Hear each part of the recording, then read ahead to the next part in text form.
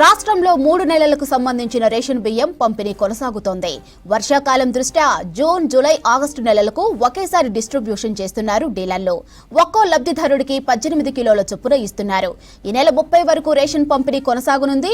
ఇక డిస్ట్రిబ్యూషన్ కోసం 5.58 లక్షల టన్నుల సన్న బియ్యం అందుబాటులో ఉన్నాయి. రాష్ట్రంలో 17,349 రేషన్ షాపుల్లో పంపిణీ జరుగుతోంది.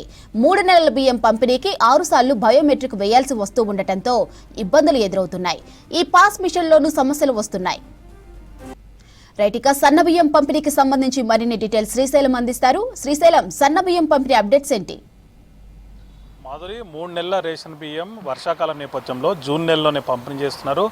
ఈ ఆదివారమే ఆల్రెడీ రేషన్ పంపిణీ ప్రారంభమైంది. ఈ నెల 30 వరకు కూడా రేషన్ అనేది పంపిణీ చేస్తారు. ఇప్పటికే అన్ని ఎంఎల్ఎస్ పాయింట్ల నుంచి అన్ని రేషన్ షాపులకు కూడా బియ్యం చేరిపోయింది. ఒకవేళ ఏదైనా రేషన్ షాప్ కెపాసిటీని బట్టి అతనికి ఏమైనా తక్కువ పడితే, ఒకవేళ ఎక్కువ తక్కువ అయినా కూడా వెంటనే సప్లై చేసే విధంగా పౌర సరఫరాల శాఖ సన్నద్ధంగా ఉంది. ఇప్పటికే దానికి సంబంధించినటువంటి ఆదేశాలు కూడా ఇచ్చింది. కేంద్రం ఇచ్చినటువంటి 3 నెలల రేషన్ బియ్యం ఒకేసారి పంపిణీ ఆదేశాలతోని రాష్ట్రంలో దానికి అనుగుణంగా ఏర్పాట్లు చేశారు.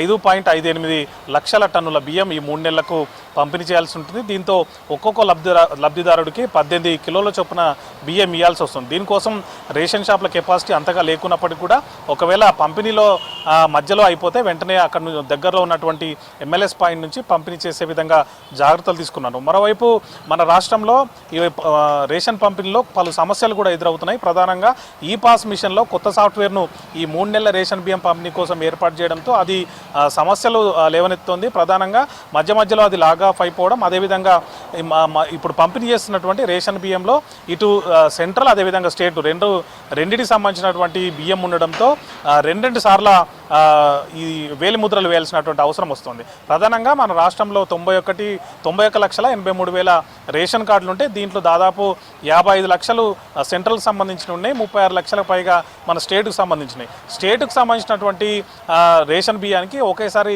వేలిముద్ర వేస్తే సరిపోతుంది. కానీ ఇప్పుడు 3 నెలల రేషన్ పంపిణీ చేస్తుందో 3 సార్ల వేలిముద్రలు వేయాల్సి వస్తుంది. అయితే సెంట్రల్కి సంబంధించి సెంట్రల్ ఒక్కొక్క లబ్ధిదారుడికి 5 కిలోల చొప్పున పంపిణీ చేస్తుంది. అయితే మన రాష్ట్రం 1 కిలో కలిపి 6 కిలోలు సప్లై చేస్తుంది. అయితే దీనికోసం ఒక్కో నెలకు సంబంధించి 2 సార్ల వేలిముద్రలు వేయాల్సి వస్తుంది. దీంతో మొత్తం ఒక్కొక్క లబ్ధిదారికి సంబంధించి ఒక్కొక్క కార్డు మీద 6 సార్ల వేలిముద్రలు వేయాల్సి వస్తుండటంతో సమయం ఎక్కువగా తీసుకుంటుంది. ఒక్కొక్క కార్డుకు సంబంధించినటువంటి పంపిణీ ఇచ్చేందుకు దాదాపు 10 నిమిషాలు పైగానే సమయం పడుతుండటంతో క్యూ లైన్ పెరిగిపోతుంది. ఉదయం నుంచే రేషన్ షాప్లకు వద్ద వచ్చి లబ్ధిదారులు క్యూ లైన్లో వేచి చూస్తున్నారు.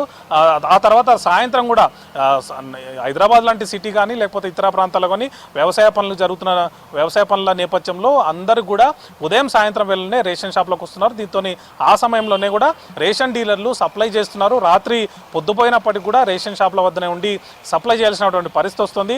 ఒక్కో లబ్ధిదారుడికి 3 నెలలు ఒకటేసారి తీసుకోవాల్సి రావడంతో కూడా ఆ పంపిణీలో కానీ తీసుకెళ్ళడం కానీ కొంచెం ఇబ్బందులు ఉన్నాయి.